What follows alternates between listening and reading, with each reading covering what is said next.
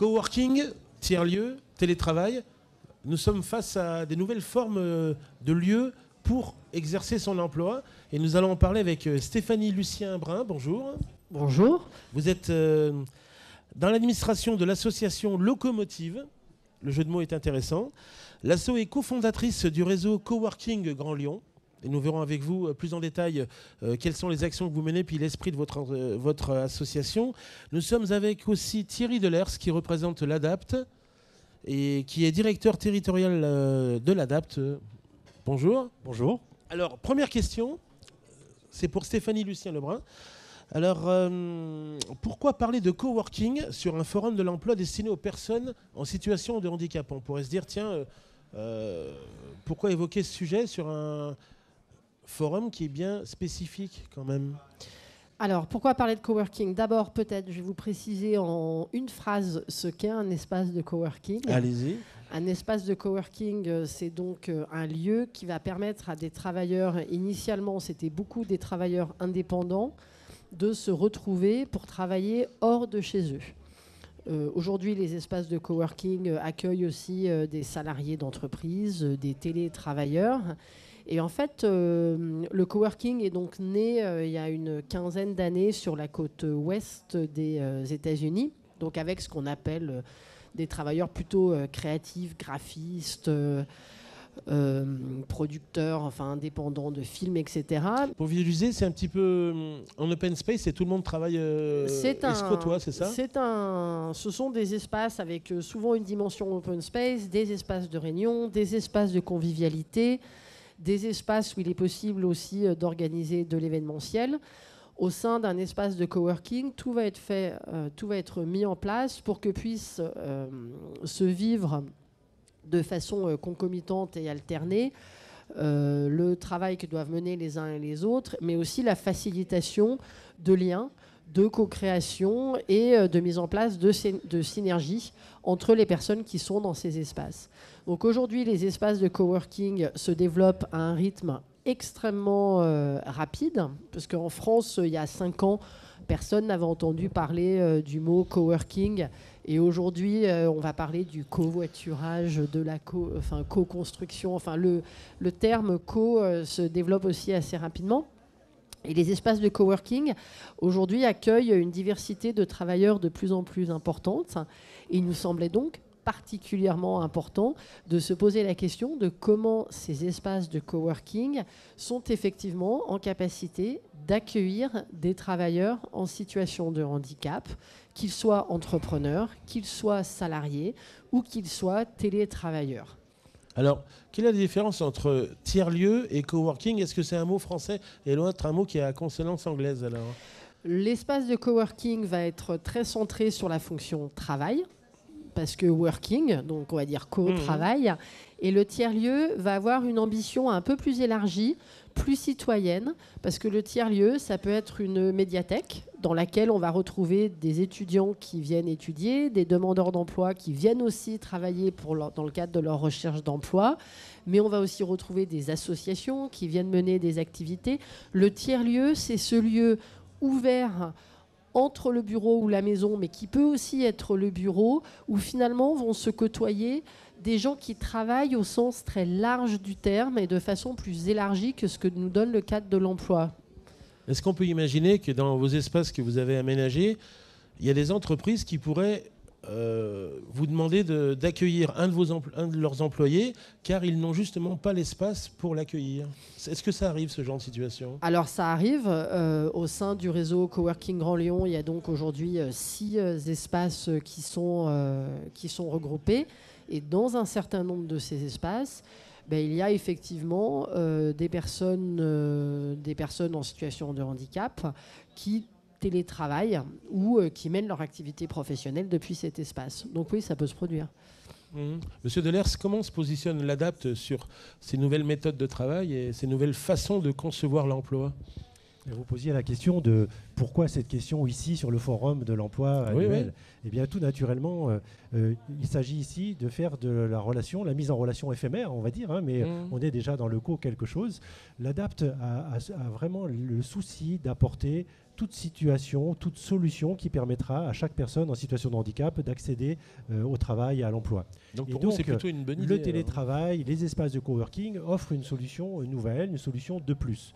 Bien évidemment, il n'y a pas de grand déversement d'activités dans ce secteur-là. Par contre, à chaque fois que la solution peut être utile pour l'employeur qui voudrait bien conserver un salarié ou embaucher un salarié, mais pour des raisons diverses, ça n'est pas possible dans ces locaux, pourquoi pas imaginer externaliser la question. Ce qu'il faut dire aussi, c'est qu'on parle de cela aujourd'hui, mais ça fait un petit peu écho à une étape du Tour de France du télétravail qui a eu lieu ici à Lyon le 20 octobre. Et l'ADAPT est partenaire du Tour de France du télétravail, mais plus particulièrement sur cette étape lyonnaise, il y avait une co-organisation, et c'est la question du handicap avec le télétravail et le coworking qui a été traitée. On voit que ça ouvre un champ d'investigation, peut-être nouveau, pas tant que ça, parce qu'on a déjà réfléchi à ça depuis longtemps et ponctuellement des solutions sont mises en place. Mais par contre, aujourd'hui, la technologie, même le mode de réflexion du management, tout ceci est plus prêt à ce qu'on puisse plus systématiquement proposer ou envisager ce genre de solutions. Qu'a apporté alors finalement ce Tour de France des choses sur la table sur lesquelles il va falloir plancher ? Ça a apporté déjà le contact entre les deux bulles, que sont d'une part la bulle de télétravail avec des gens qui innovent, qui construisent, qui s'aventurent, et puis la bulle du secteur du handicap avec ses spécialités, son accompagnement, son histoire, et l'un a pu parler à l'autre, et en ce sens, c'est un peu un point de départ pour intensifier la porosité de l'un et de l'autre.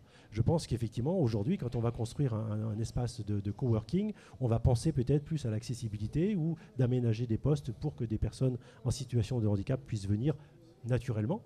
Et à l'inverse, nos acteurs de l'ADAPT chargés d'insertion, d'accompagnement vont avoir présent à l'esprit, plus que d'habitude, cette modalité nouvelle. Et puis surtout, le contact, parce que quand on ne sait pas faire, il faut prendre contact avec les opérateurs ad hoc. Au même titre qu'une personne en situation de handicap intègre des effectifs et fait des rencontres, c'est un lieu aussi qui permet ce genre d'échange. C'est vraiment là-dessus que sont nés ces espaces de coworking. C'est d'abord des projets de rupture d'isolement entre travailleurs indépendants. Et aujourd'hui, ce sont des projets d'optimisation, de mutualisation de ressources, à la fois entre travailleurs indépendants, petites structures, qu'elles soient associatives ou entrepreneuriales. Je prends l'exemple de Locomotive, qui est le lieu au sein duquel moi j'ai mon bureau en tant qu'entrepreneuse. Ils sont situés à quel endroit ? C'est à la Guillotière, donc sur l'îlot Mazagran. Aujourd'hui, nous avons 23 structures résidentes qui ont donc des postes de travail pour environ une quarantaine de postes de travail. Essentiellement les entreprises ? Ce sont principalement des associations, salariés d'entreprise et des entrepreneurs, parce que ce projet-là est né d'un collectif associatif.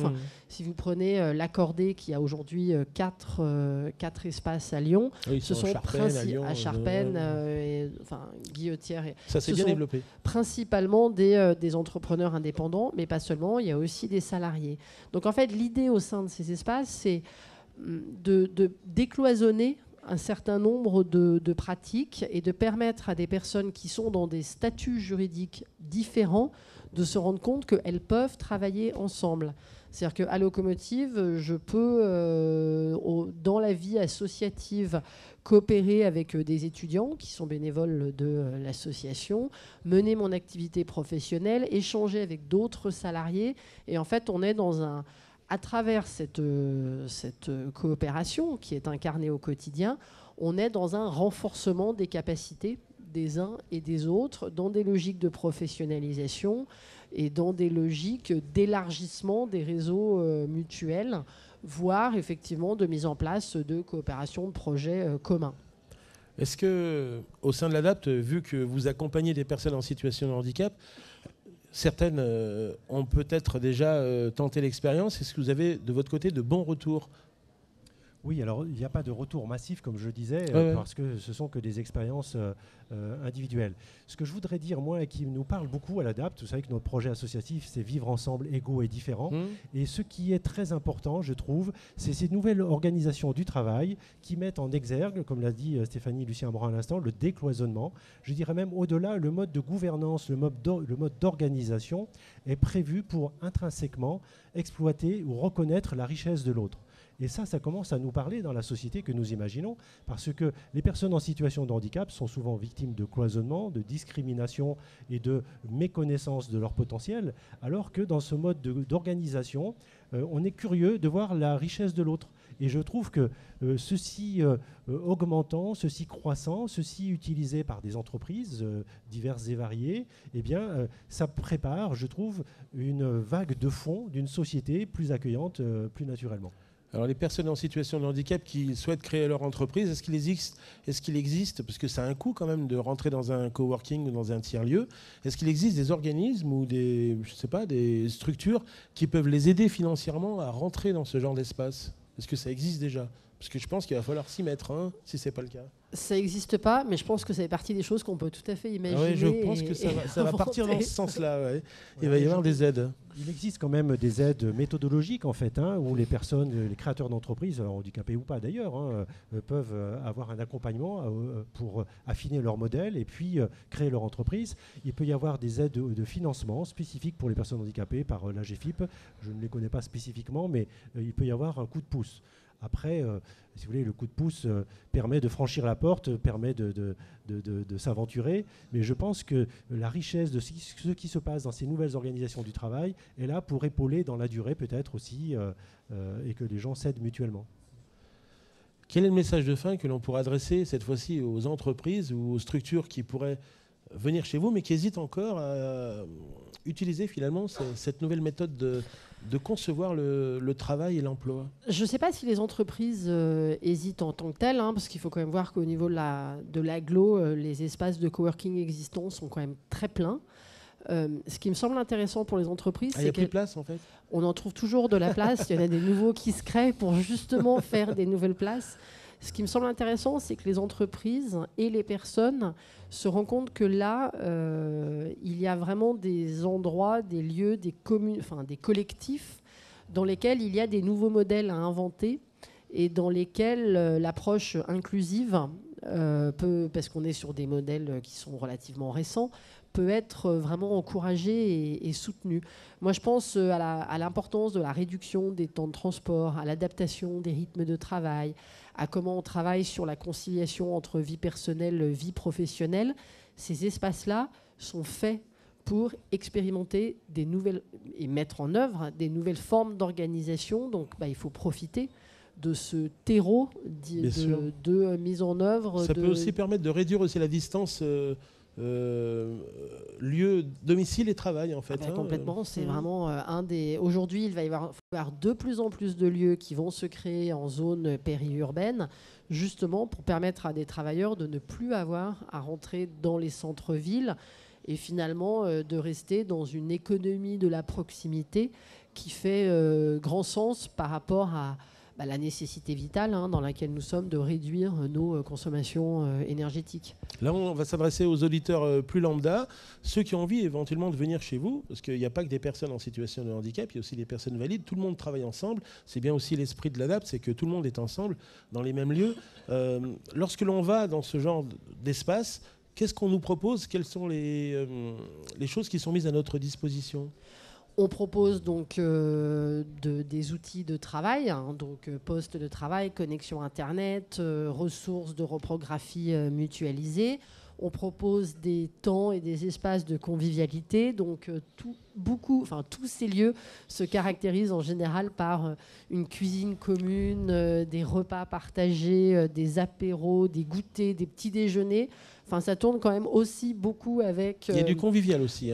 Beaucoup de convivial. Coworking convivial, ça commence par les mêmes lettres. Mais je pense que c'est constitutif, en fait. Ça fait partie dans la charte Coworking Grand Lyon que nous avons co-construite.